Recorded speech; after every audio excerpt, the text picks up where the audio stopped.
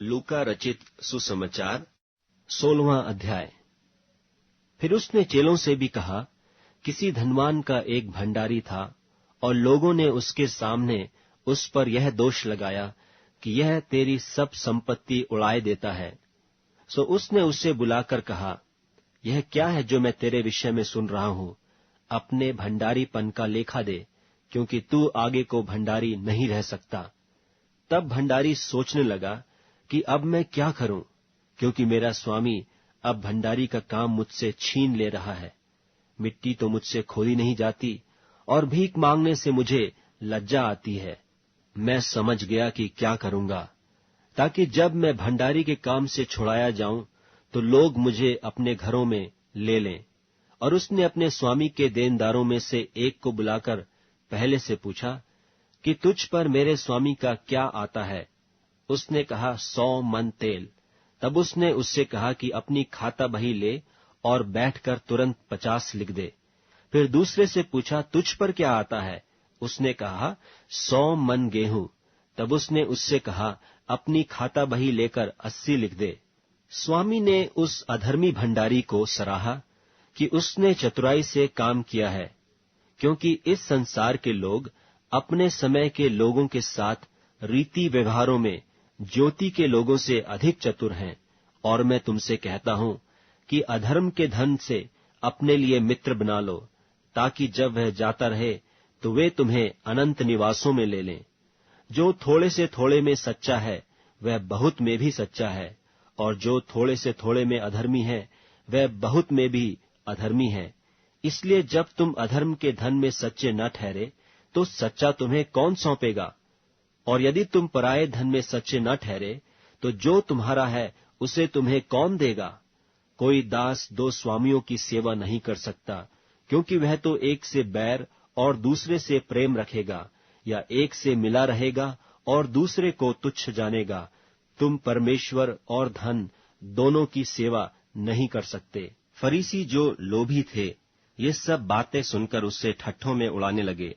उसने उनसे कहा, तुम तो मनुष्यों के सामने अपने आप को धर्मी ठहराते हो, परंतु परमेश्वर तुम्हारे मन को जानता है, क्योंकि जो वस्तु मनुष्यों की दृष्टि में महान है वह परमेश्वर के निकट घृणित है।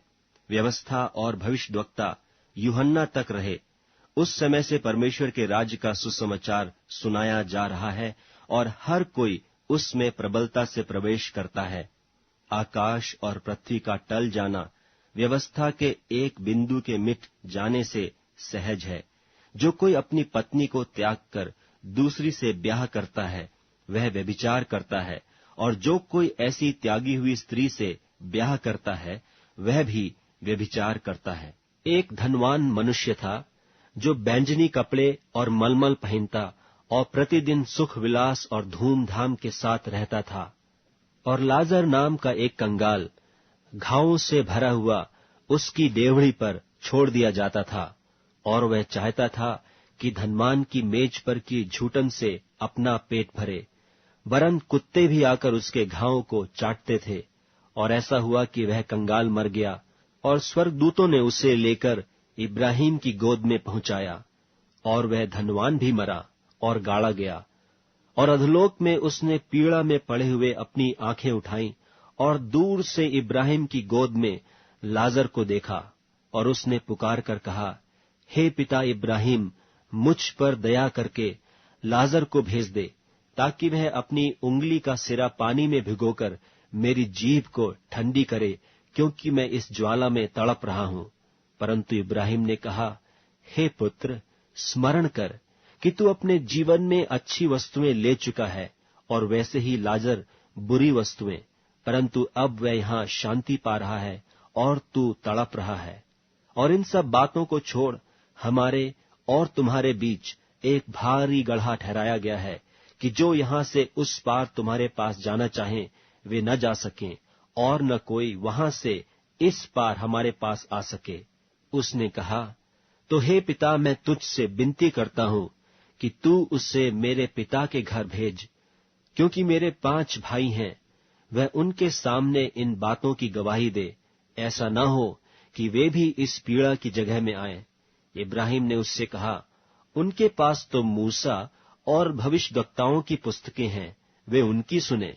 उसने कहा, नहीं हे पिता इब्राहिम, पर यदि कोई मरे हुओं में से उनके पास जाए तो वे मन फिराएंगे। उसने उससे कहा कि जब वे मूसा और भविष्यद्वक्ताओं की नहीं सुनते, तो यदि मरे हुओं में से कोई जी भी उठे तो भी उसकी नहीं मानेंगे।